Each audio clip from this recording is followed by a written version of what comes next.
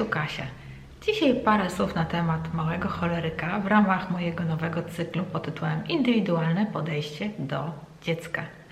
Każde dziecko jest inne, nie da się sztampowo podejść do różnych rzeczy i do każdego dziecka zastosować tych samych metod. Więc dzisiaj opowiem troszeczkę o małym choleryku i o tym, czym charakteryzuje się ten typ osobowości.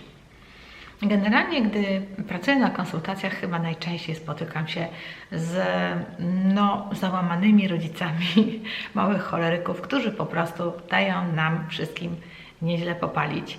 I rodzice załamują ręce i mówią, no przecież ja taki nie byłem, no przecież jak to możliwe, żeby ktoś tak rządził całym domem, jak to jest możliwe, żeby ktoś wpadał w szał i rzucał się na podłogę w supermarkecie albo w domu, żądając czegoś, będąc taki niecierpliwy. Jak to możliwe, że to dziecko jest takie głośne i że po prostu na wszystko ma swoje zdanie i to już naprawdę od małego. Bo mali cholerycy już naprawdę w łóżeczku próbują rządzić całym światem. Tak, dokładnie tak jest. On na Ciebie patrzy, coś mu się nie podoba i już będąc malutkim niemowlakiem po prostu sprawia, że wszystko, że tak powiem, musi krążyć wokół niego, być robione tak, jak on chce i wydaje się, że po prostu to dziecko bardzo głośno protestuje i bardzo ostro żąda zaspokojenia swoich potrzeb, i czego? I zachcianek. Więc ja w domu mam dwoje dzieci w choleryków w dominancie. Mój mąż jest cholerykiem, ja jestem choleryczką, więc po prostu szok. I pamiętam takie właśnie sytuacje, jak nasza najstarsza córka po prostu nie chciała nam chodzić spać, albo próbowała ewidentnie zarządzać naszym domem, co jako pierwszemu dziecku dosyć skutecznie jej się udawało, dopóki nie zmądrzeliśmy, nie? Więc próbowała nam narzucać różne rzeczy, tylko my po prostu złapaliśmy się, że to nie jest zbyt dobre, na przykład, żeby zbyt późno chodziła spać, żeby całe życie nasze kręciło się tylko wokół niej. I rzeczywiście wtedy odkryliśmy, że to jest po prostu mały choleryk, którego głównym takim wewnętrznym pragnieniem jest to, żeby dominować, kontrolować. On jest decyzyjny i dodam, bardzo mało empatyczny. To może brzmieć bardzo negatywnie, ale z drugiej strony wiecie co, cholerycy potem w przyszłości będą świetnymi zarządcami, świetnymi administratorami. To oni będą właśnie tymi prezesami, którzy z dużą dokładnością, zwłaszcza cholerycy, melancholicy, będą ogarniać rzeczywistość. Natomiast gdy już sobie przećwiczą to wszystko na nas, rozumiecie, to wtedy w życiu oni zazwyczaj funkcjonują dobrze. Ale my musimy to wszystko z nimi przejść. Więc co zrobić, żeby nie zwariować i żeby przeżyć takiego małego choleryka? Przede wszystkim, ja zawsze mówię, przede wszystkim musimy wiedzieć, z kim mamy do czynienia. Z Chińczykiem gadamy po chińsku, z Hiszpanem po hiszpańsku, tak? A z Japończykiem po japońsku. Czyli jeżeli trafia nam się mały choleryk, to musimy mieć świadomość tego, że on będzie podejmował ciągle próby, żeby przejąć kontrolę nad naszym domem. Właśnie dlatego musimy się uzbroić w ogromną cierpliwość i bardzo jasno mu stawiać granice. To jest taki specyficzny, to jest taki paradoks jakby, że im silniejszy choleryk, tym musi mieć konkretniej postawione granice, nie? Czyli na przykład już od małego, jak próbuje nam co chwilę coś wymyślić ze spaniem, musimy mieć bardzo jasne rytuały, kiedy dziecko i jak ma zasypiać, nie? Dodam, że jeżeli dwoje rodziców w tym czasie będzie miało dwa różne rytuały i da się małemu cholerykowi wybór, nie? Czyli pokaże mu się, że są różne opcje, to wtedy już umarł w butach, nie? Bo to jest taki mały spryciarz, że on doskonale wtedy wie, że rodzice są niespójni i można ich ograć. Oczywiście pamiętam rozliczne takie przykłady, jak na przykład nasze najstarsze dziecko przychodziło do mnie i mówiło: a mamusiu, dzisiaj tato pozwolił mi obejrzeć 2 bajeczki zamiast jednej, nie? I ja wtedy krzyczałam do mojego męża: Adam, ty pozwoliłeś tutaj jej obejrzeć więcej bajeczek? Nie! Więc to jest taki spryciarz, który będzie rozgrywał rodziców, nie? Będzie szukał takiej luki, bo to zazwyczaj jest strasznie inteligentny, mały bobek. Dlatego, że tak powiem, rodzicielstwo to jest w ogóle sport ekstremalny i tylko dla twardych, więc trzeba się przygotować na to, że dla choleryka ta moneta z jednej strony na niej pisze miłość, ale z drugiej strony pisze na niej co? Dyscyplina. I też trzeba rozumieć to, że mały choleryk nie szanuje osób słabych, czyli na przykład takie coś, proszę Cię, przestań to robić, bo ja będę płakać. Cytat. Po prostu działa na niego w ten sposób. Jesteś słaba, to znaczy, że jesteś głupia, nie? Czyli rodzic, który działa niekonsekwentnie, który używa właśnie takich werbalnych, słabych komunikatów, to w ogóle zapomnij, nie? Ja pamiętam, jak naprawdę mój syn oglądał kiedyś telewizję i ja powiedziałam mu, żeby skończył już oglądać. Bajka się skończyła, dodam, nie gdzieś w środku programu. Zatem on wiedział, że my oglądamy pół godziny telewizji dziennie i się strasznie rozpłakał. Następna cecha choleryka to jest to, i to trzeba zmienić, on jest strasznie teatralny, strasznie głośny. I my czasami rozumiemy to, że to jest takie dziecko high need, bo to najbardziej, ile łatwiej jest pomylić choleryka z dzieckiem high need, a choleryk to po prostu musi pokazać swoje. No i wracając do mojego synka. Mój synek rozpłakał się, ale posłuchajcie, co to było? To było płakał, zalewał się katarem, łzami, no niemalże uszami mu to po prostu ciekło. Po prostu, no, całkowita komedia. I gdybym ja nie wiedziała, z kim mam do czynienia, no to prawdopodobnie powiedziałabym, Boże, dziecko, co się stało? Nie wiem, złamałeś nogę idąc z salonu do mnie? No ale ja wiem, z kim mam do czynienia, bo sobie to nazwałam. I to dziecko kocham takie, jakie jest, więc uklękłam przed nim, pomówiłam do niego z poziomu oczu i powiedziałam do niego absolutnie bez żadnej wrogości, ale w bardzo zdecydowany sposób, natychmiast przestań. Dokładnie tak, to trzeba sobie wyćwiczyć. I on, wiecie co zrobił? Otarł nos, popatrzył na mnie i powiedział, tak tylko próbowałem. No po prostu szok, nie? Po prostu szok. Tacy są cholerycy. Cholerycy też po prostu, cholerycy melancholicy i cholerycy sangwinicy, zaraz troszkę powiem, jaka jest różnica, to po prostu oni są właśnie bardzo teatralni i przy takim dziecku trzeba bardzo uważać, jaką rodzaj uwagi my karmimy.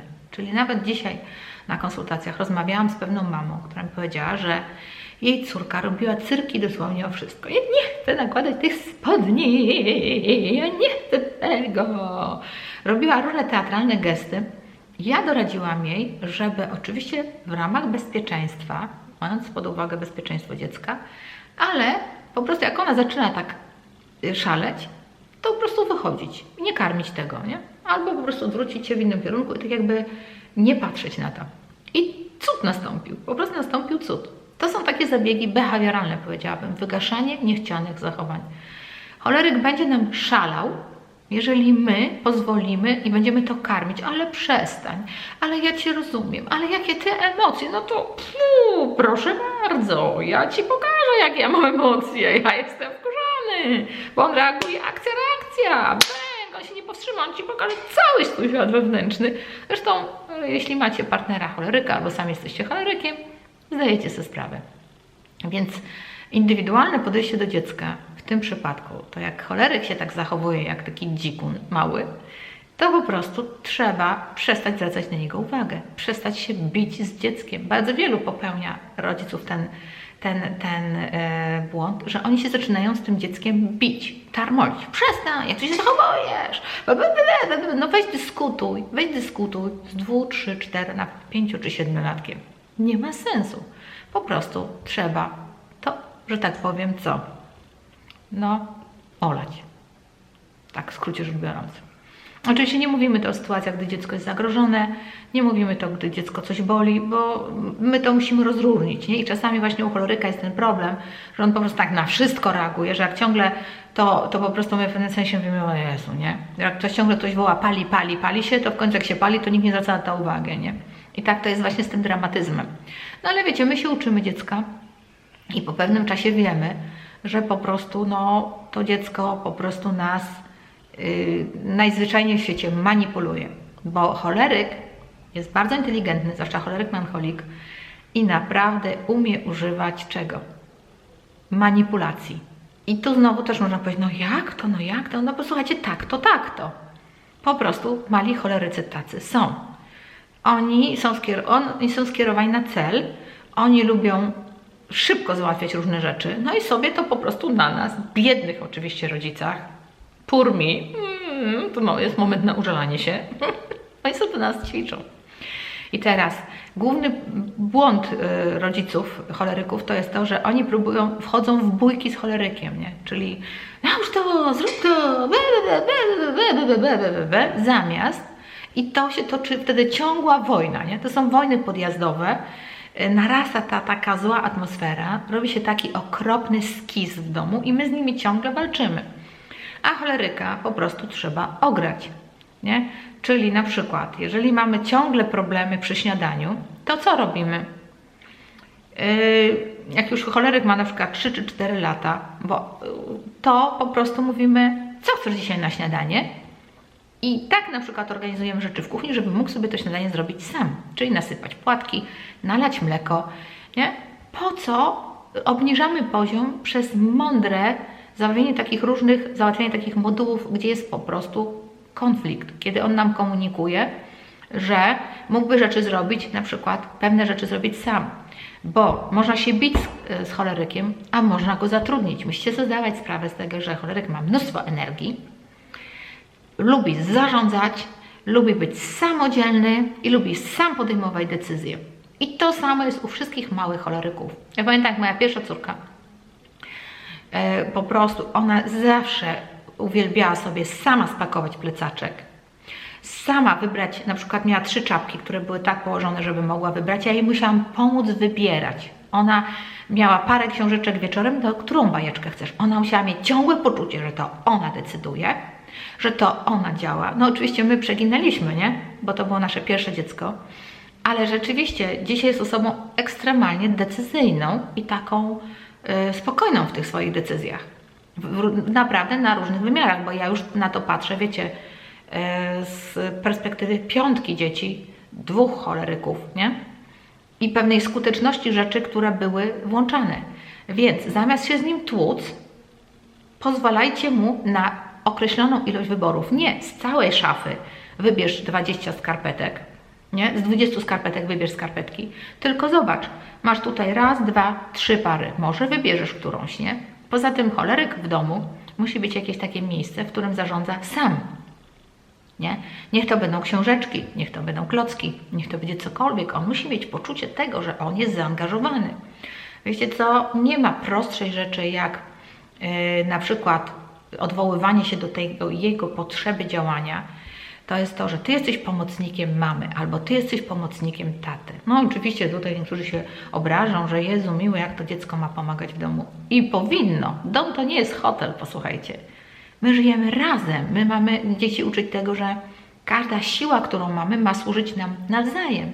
W związku z tym moje dzieci już 2-letnie, jak już tylko w ogóle coś ogarniały, zawsze w czymś pomagały. A to zanosiły pampersa brata do śmietnika, a to pomagały mi przy pralce, przy wkładaniu prania, wieszanie prania, klamerki, nie? Posłuchajcie, tego jest mnóstwo.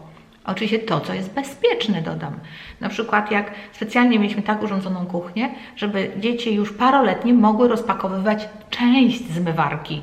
Nie mówię całą. My dzisiaj po prostu żyjemy w jakimś takim świecie pod tytułem idź do szkoły i tylko się ucz. I dokładnie tak samo wychowujemy jakoś dzieci, że te dzieci w ogóle jakby są poza jakimś układem domowym, układem życiowym. Wielka szkoda potem dla nich w życiu, bo one po prostu są dwuleworęczne, a wymagania to mają takie, jakby były każdy Lordem Coxem, nie? Więc tu musi być ta równowaga. No i choleryk to jest po prostu dziecko, które ma naprawdę ogromny potencjał na to, żeby być Twoim pomocnikiem, żeby pomóc Ci podejmować decyzje. Ja na przykład każdego z mojego choleryka pytałam, kiedy dzisiaj na przykład z rodzeństwem idziemy na spacer, nie? Bo no zobacz, teraz nie pada deszcz, może byśmy poszli teraz później ma padać deszcz, no takie drobiazgi. I wtedy on mówił, wiesz, mamusia, rzeczywiście, może pójdźmy teraz, bo to, a potem, a jaką trasą możemy pójść na spacer? Rozumiecie? Ja w ten sposób uczyłam moich choleryków tego, że oni mają te pozytywne strony decyzyjne, ale z drugiej strony trzeba było ich uczyć tego, że ich decyzyjność kończy się tam, gdzie już są granice innych osób, prawda? I że taki choleryk nie może zarządzać całym domem. Ja słuchałam, posłuchajcie, mnóstwo takich historii, które przerabiam ciągle na konsultacjach, że mały choleryk chce decydować, co będzie na obiad, że siada i mówi, to jest źle, to jest źle, to jest źle, matka, ty jesteś głupia. Dosłownie, bo on się nie przebiera w słowach. Albo też no, taka historia autentyczna, że mały choleryk młodsza siostra doprowadziła do tego, że starszy brat musiał się wyprowadzić do babci, bo były takie konflikty, że rodzice oczywiście tego nie znieśli. Dodam, ciekawi rodzice, prawda? Którzy nie rozumieją materii, z którą mają do czynienia. I teraz, no wiadomo, że takie dzieci przynosi bocian, prawda? Że ona robi na złość, że mógł je zanieść Kowalski, ale przyniósł je nam. Ale my musimy patrzeć długofalowo. Rodzicielstwo to nie jest ta chwila dzisiaj, nie? To nie jest nawet to, że my teraz dożyjemy do gwiazdki. Zobaczcie, tutaj światełka są, co prawda na palmie, no ale zawsze jakieś to drzewko. Tylko my musimy patrzeć, że my wychowujemy ludzi, którzy będą się musieli dać radę w życiu i z którymi my byśmy chcieli kiedyś przebywać i żeby nam było z nimi fajnie, nie? A choleryk ma tą ogromną siłę do przeprowadzania rzeczy trudnych, do przeprowadzenia rzeczy wręcz niemożliwych. W związku z tym on tą całą siłę teraz ćwiczy na nas. I to nie jest za karę. My po prostu chcieliśmy mieć dziecko. Wzięliśmy udział w loterii, prawda? Losowo zostało nam przeznaczone właśnie takie. I teraz, tak jak całe życie, musimy stanąć do tego wyzwania, które zostało nam dane. Zawsze będziemy mieli znajomych, którzy będą mieli takie spokojne, cudowne dzieci, bezproblemowe. Albo będziemy mieli inne dziecko, albo dwójkę, które nie sprawia żadnych problemów. A to jedno jest takie, nie? No ale wiecie co? Nie wolno dzieci porównywać. To dziecko po prostu jest, jakie jest. I trzeba po prostu stanąć do niego. Dlatego to dziecko będzie wymagało dużej cierpliwości, ponieważ ciągle będzie testowało granice, nie? Ciągle będzie przesuwało, nie? Mój 15-letni syn choleryk teraz, gdy idzie do Lidla, zawsze mnie pyta, a mogę kupić chipsy? A doskonale wie, co ja myślę na temat chipsów, nie? A ja wtedy na niego patrzę i mówię, a jak myślisz? No i się śmiejemy. No czasami pozwalam kupić oczywiście, jak jest mecz, no to niech sobie kupi, nie? Ale to jest ciągle, nie? To jest od małego. Ciągle musisz go sprawdzać. Jak odkurza na przykład, to musisz zawsze sprawdzić, czy dobrze odkurzył. Bo raz zrobi to dobrze, raz zrobi to źle. A to, że zrobił 3 razy dobrze, to nie znaczy, że 4. raz zrobi dobrze. Rozumiecie? Ciągle. I my jesteśmy wobec takiej pokusy, żeby być ciągle wściekłym, niezadowolonym na to dziecko. Że coś z tym dzieckiem jest nie tak, a z nim jest prawdopodobnie wszystko tak, tylko my musimy wejść na inny poziom rodzicielstwa. I możemy ciągle to dziecko porównywać, nie? Albo możemy za nie robić wszystko, nie? Już dosyć tych awantur, idź tam, nie wiem, graj na tym tablecie, już mam Cię tak dosyć, nie? Bardzo często tak rodzice robią. Po prostu nie mogę wytrzymać. Oni mówią, ja nie mogę wytrzymać tego dziecka, niech sobie gra na tym komputerze, przynajmniej mam święty spokój. Ale wychowanie dziecka nie polega na tym, że mamy święty spokój. I to nigdy nie było zadanie na święty spokój. To jest zawsze zadanie na to, że nie ma spokoju, tak? Bo to jest kształtowanie tego dziecka. To nie jest łamanie jego charakteru, nie? No bo kiedyś przy takich różnych innych metodach to byli tacy ludzie, że po prostu łamali dziecko, nie? Że dziecko ma być cicho, ma się nie odzywać, to ty podskakujesz i szło, nie? Ale dzisiaj jest taka tendencja, że rodzice mówią i rozkładają ręce, mówią, ja sobie nie daję rady, nie? To dziecko jest za silne. Nie, no po prostu to dziecko jest silne po to, żeby być naszym wyzwaniem do tego, żebyśmy my się wzmocnili i byli silniejsi. Więc takie typowe bitwy to są właśnie o wybory, takie typowe bitwy to są o decyzje. Co dzisiaj zjemy na obiad, no to choleryk zawsze podejmie decyzję, nie? Dzisiaj pizza, nie? I jak ktoś próbuje coś innego, no to on wpadnie w szał na przykład, nie? Potrafi naprawdę rządzić całym domem. I tutaj trzeba dużo mądrości, żeby do tego nie dopuszczać, nie? Ale gdy mamy tą podstawową świadomość tego, że los zesłał nam to silne dziecko, to wtedy po prostu my zaczynamy działać w zgodzie z naszą wiedzą i edukacją, prawda? Wiemy, że choleryk jest decyzyjny, że jest silny, że jest mało empatyczny i wiemy, że po prostu jest to silny gość, który będzie nam rzucał wyzwanie i nie obrażamy się na los, bo ja bardzo często pracuję z takimi rodzicami, którzy się obrazili. Dziecko jest okropne, to dziecko jest straszne, jak w ogóle tak można, ja się nigdy tak nie zachowywałem, ja tamto, słuchajcie, to co? A co to zmienia takie myślenie? Dlatego to jest właśnie kwestia edukacji, nie? I wtedy każda osobowość w rodzinie, tak jak u nas, nie? I po prostu cholerycy byli zatrudniani do różnych rzeczy. Pracowaliśmy jak zespół, nie? Na przykład przygotowanie świąt, nie? No to siadaliśmy razem, robiliśmy naradę domową i wiadomo było, że cholerycy rzucą parę pomysłów, nie? I będą mieli zazwyczaj najwięcej pomysłów, chociaż niekoniecznie. I będą skłonni do tego, że na przykład powiedzą: mamusia, ja upiekę ciasto, mamusia, ja zrobię to, mamusia, ja zrobię tamto. Nie? I ja im pozwalałam podejmować te decyzje w ramach tego funkcjonowania całego układu, nie? Bo my musimy myśleć systemowo.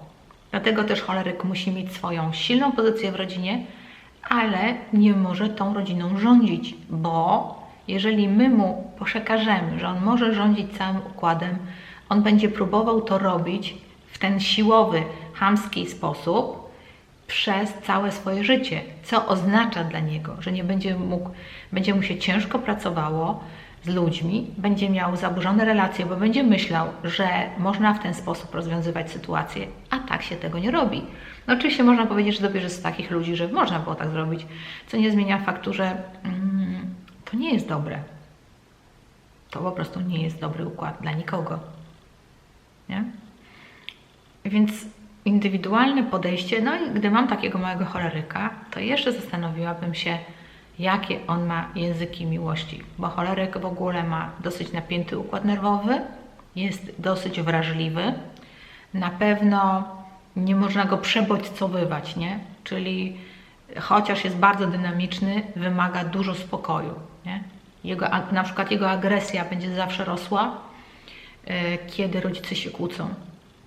I to jest bardzo częsty przykład, przerabiałam tego mnóstwo. No, nasze dziecko jest bardzo agresywne, a ja się pytam, a jaki jest, już po jakimś czasie się pytam, jaki układ jest między państwem, nie? Czy wy się często kłócicie? No tak, my ostatnio się bardzo dużo kłócimy. Nie?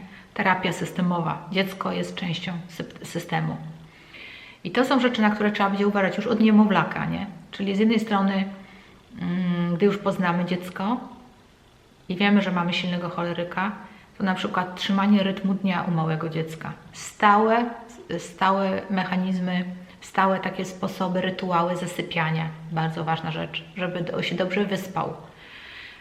Przy małym dziecku moi cholerycy na przykład, nawet jak już przestawali spać, bo cholerycy wyjątkowo szybko przestawali mi spać w ciągu dnia, drzemkę, to był taki zwyczaj, że szli do łóżeczka i tam przez godzinę oczekiwałam, że oni poczytają sobie, przejrzą sobie, pobawią się zabawkami, przejrzą książeczki, bo choleryk musi mieć ten układ nerwowy wyciszany co pewien czas, bo inaczej on się nakręca. I na przykład bardzo często słyszałam od moich koleżanek, że właśnie ich dzieci cholerycy odmawiali drzemki, one nie miały siły ich zmusić. No to wieczorem to jakby diabeł w nie wstąpił, nie? One były tak zmęczone, po prostu były poza kontrolą. Więc przy choleryku trzeba pamiętać, że on jest dynamiczny, on nam jakby odmawia, on chce być jakby nakręcany, ale to jest dla niego zabójcze, to jest takie trochę kamikadze. Dlatego my jako mądrzy rodzice musimy go wyciszać, wiedzieć, że on tego wyciszania w ciągu dnia naprawdę bardzo potrzebuje. Oczywiście dodam, bardzo mocno reaguje zazwyczaj na cukier, bardzo dużo telewizji i tego wpływa na niego niezwykle źle, bombarduje jego zmysły, wpływa bardzo ogłupiająco, więc w ogóle mówi się, że do 3 roku życia bardzo mało dzieci powinny mieć styczności z naszymi komóreczkami i takimi rzeczami. Chociaż oczywiście jest pokusa, żeby dać mu komórkę, bo się wreszcie zamknie. Nie? Bardzo niebezpieczne. I to są takie ogólne wyznaczniki tego, jak postępować z cholerykiem. W tej serii Indywidualne podejście do dziecka będę jeszcze mówiła, na pewno jeszcze powiem o różnicy między cholerykiem melancholikiem a cholerykiem sangwinikiem, bo to jest bardzo ważne. Potem będę mówiła oczywiście o flegmatyku, o melancholiku i o tym, jakie są mieszanki. Osobowości naszych dzieci zazwyczaj składają się z dwóch głównych elementów, więc mamy choleryka, jeśli chodzi o choleryka sangwinika, choleryka melancholika, bo to są te dwie opcje tutaj. I oni po prostu, każdy z nich ma swój osobny smak, oprócz tej dominanty, nie? Oprócz tej dominanty cholerycznej. I to można dosyć szybko określić u dziecka już po pierwszych zachowaniach, już jak ma parę miesięcy, to dosyć szybko widać jego dynamikę reakcji, jego reakcję, czy on jest właśnie pobudzony, czy spokojny, radosny, czy poważny. I to dosyć szybko teraz można określić osobowość dziecka. Będę jeszcze o tym oczywiście mówiła. Zrozumienie takiego silnego dziecka ma naprawdę kluczowe znaczenie. Ma kluczowe znaczenie w indywidualnym podejściu do jego wychowania. Nagrałam taki filmik o książkach, które polecam i jest dosyć dużo różnego rodzaju materiałów. Ja sama też planuję nagranie kursu online na ten temat, gdzie będę te wszystkie tematy poruszała znacznie szerzej, ponieważ oczywiście jak zawsze mądrość ma, że tak powiem, bardzo wiele wymiarów. Ale myślę, że najważniejsze jest to, żeby zdać sobie sprawę z tego, że każde dziecko ma klucz jakiś do swojego serca, nie? Że każde dziecko ma osobowość, że każde dziecko ma jakieś języki miłości i że dopiero kompendium tych rzeczy pokazuje nam, z kim mamy do czynienia i pozwala nam łatwiej te dzieci wychowywać i mieć z nimi po prostu przyjemniejsze, fajne życie. To na tyle. Jeżeli znacie jakichś rodziców, którym ten materiał by się przydał, to proszę Was, abyście się nim podzielili. Proszę o łapkę w górę i o subskrypcję. Tam jest taki czerwony dzwoneczek. Naciśnijcie go też, to będziecie wiedzieli, kiedy będą te kolejne filmiki o osobowościach. No hej!